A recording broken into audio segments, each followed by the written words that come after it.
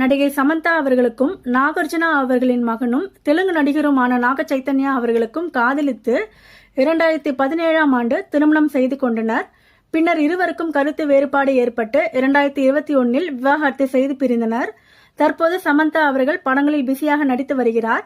இந்நிலையில் நாக சைத்தன்யா அவர்களுக்கும் தமிழில் மணிரத்னம் அவர்கள் இயக்கிய பொன்னியின் செல்வன் படத்தில் வானதி கதாபாத்திரத்தில் நடித்து பிரபலமான சோபிதா துலிபாலா அவர்களுக்கும் காதல் மலர்ந்தது. இருவருக்கும் சமீபத்தில் நிச்சயதார்த்தம் முடிந்தது.